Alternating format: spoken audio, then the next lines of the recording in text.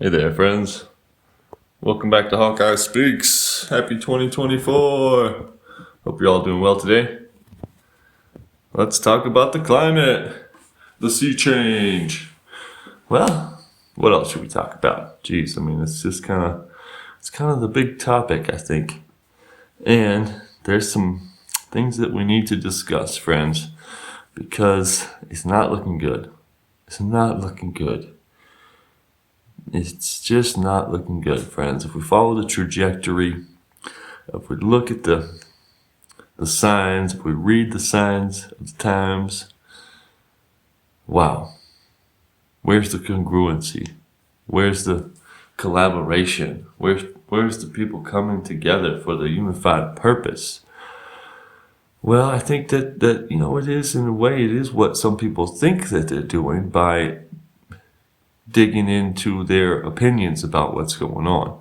But I have to suggest that potentially digging in, reinforcing your beliefs and opinions about it could be creating division and just creating unnecessary, fights within society, battles that do not need to be fought. And I want to suggest that we need to approach the situation in a wholly different way. That this idea of two camps around the climate, people that believe climate change is real and a big problem, and people that believe that it's not, and that humans don't influence the climate.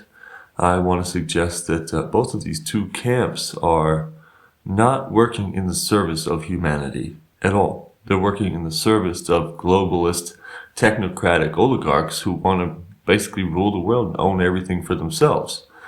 Yes, that's what I said. I said that, either camp, climate change, no climate change, I think these are both just part of a globalist agenda to rule the world, basically.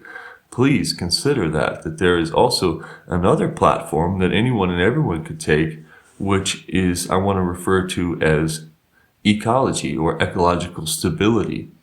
And in fact, I want to suggest that both of these two camps around the climate essentially require predication. They require a belief that ecological stability, the living conditions of our planet, the climate, has nothing to do with ecological stability. Which is kind of funny, isn't it? Isn't it kind of funny? Ecological stability.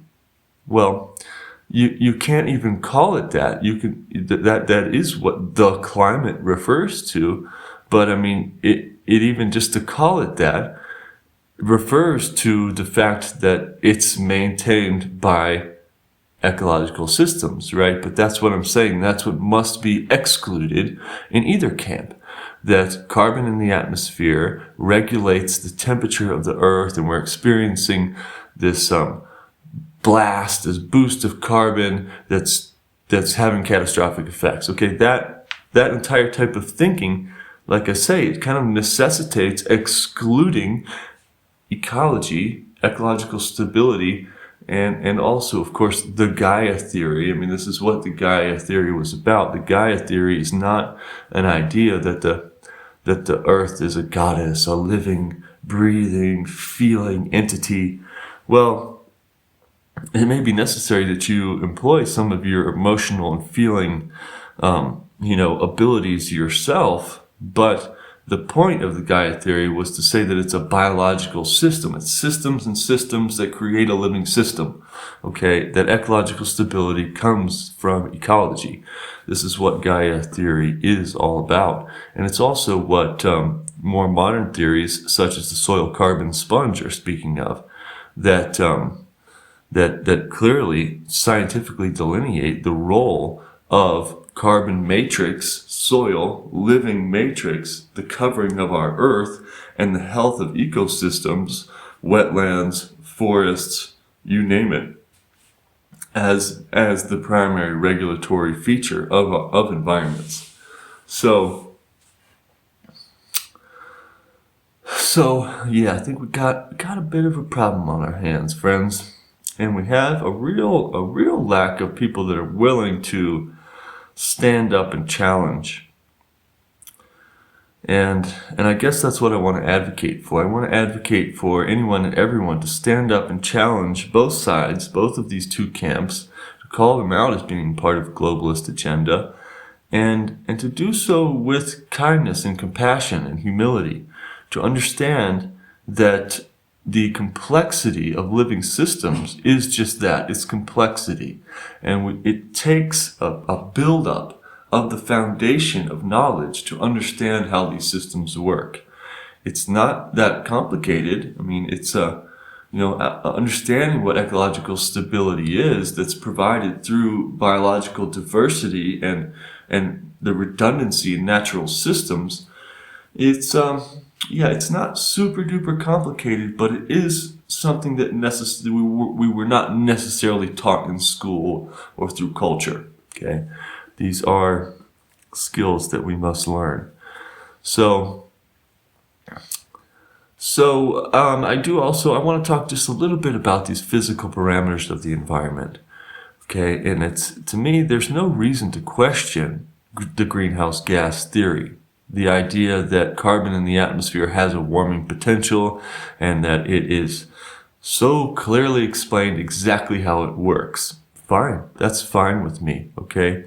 That's fine. And I'm even perfectly willing to consider that this microscopic amount going from 0.035% of the atmosphere to 0.045 of the atmosphere, maybe that can have a significant warming effect. Okay, that's fine. I have no reason to argue that whatsoever. But again, as I'm saying, if we could turn things around and instead of excluding ecological stability, we're going to include and in fact predicate our understanding of how the world works with ecological stability. We're going to make that the foundation. Then, looking at some of the physical parameters of the environmental conditions, we can see that, for instance, a parking lot, blacktop pavement, could be 2, perhaps even 3, even quadruple the temperature of ground covered in diverse plant cover. Okay, and this is true not just for parking lots, but it's true also for dark colored roofs versus a light colored roof. But particularly where we take this into the large scale is with bare ground versus ground that is covered with plant cover.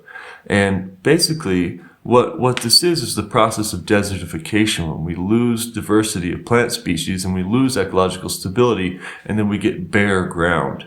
And we're familiar with this picture within agronomy and agriculture with the ideas, with the prevalence of the idea of no-till farming and the understanding of the destructive nature of tillage and the fallowing of fields, of leaving fields clear and unplanted, as a way to prepare for the next crop. Fallowing as being a destructive influence. Okay, this is coming more into modern thinking, and of course within regenerative agriculture, cover cropping is very popular. But still, what's less understood, again, the parking lot analogy is quite easy to see. The tillage and the fallowing in agriculture is pretty easy to see. But what's less easy to see is this picture of desertification, the opening up of bare ground, and how that bare ground can be double the temperature of ground that's covered in plants. Okay? Similarly, underneath a tree in the shade, it could be 10, 15, 20 degrees cooler. And in fact, not just could be, but quite reliably is cooler in the shade. Temperatures are cooler in the shade. That's it's not really something that needs to be argued. It's relatively obvious. It's a relatively obvious physical parameter of the environment that and it's just scaling it up a little bit from the ground that's covered with diverse plant cover to a tree, which is a larger plant covering. But the analogy remains true, that it could be drastically, potentially half the temperature. But yeah, you understand what I'm saying, okay? And then similarly with the oceans, if we're measuring the temperature of the oceans, well, at what depth are we measuring? At what locations are we measuring? And what other factors are influencing that? And how long have we actually been measuring these temperatures?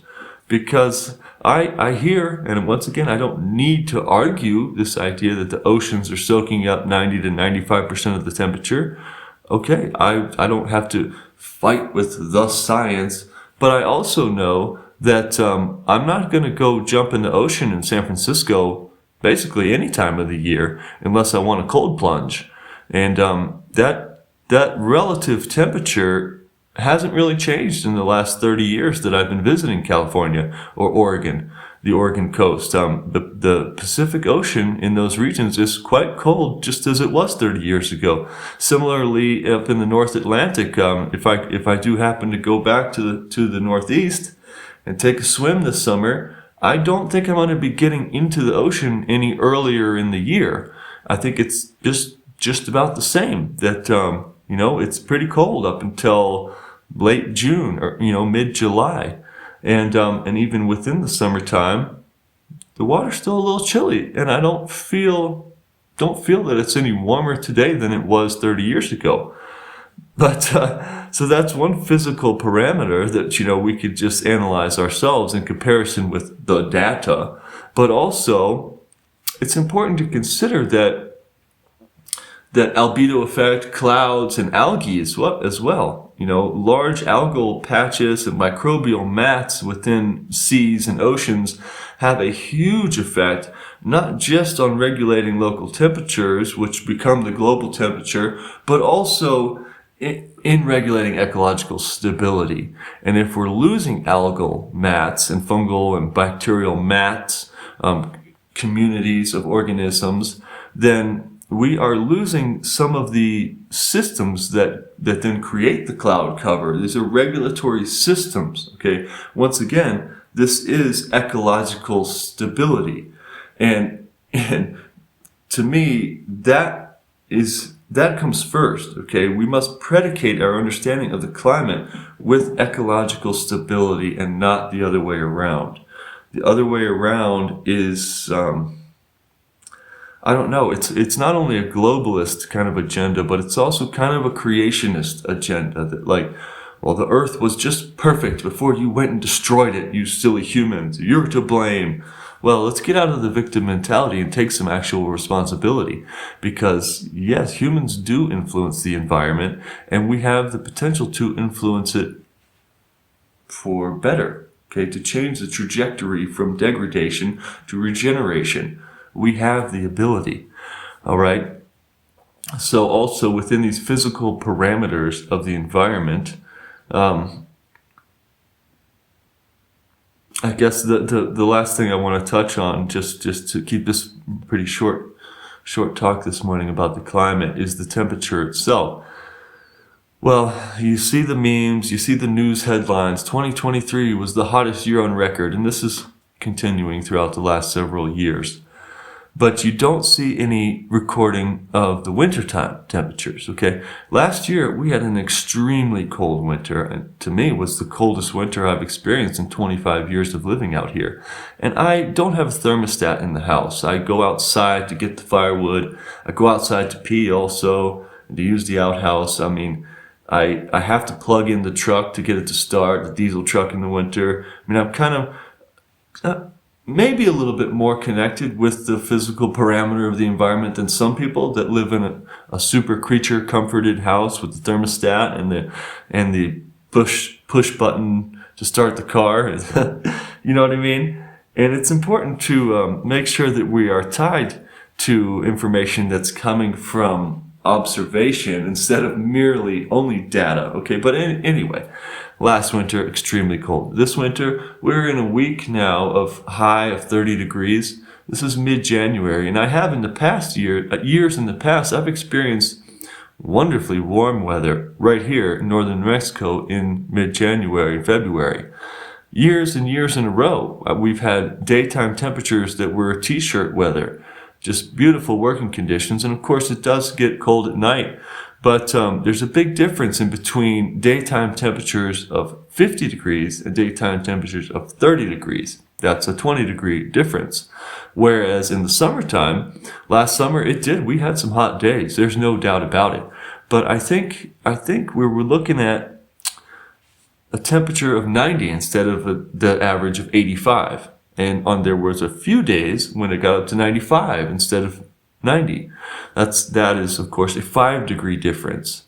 And this did not happen every day of the summer. There was a period, there was a period of 3 weeks or so in June where it was quite hot.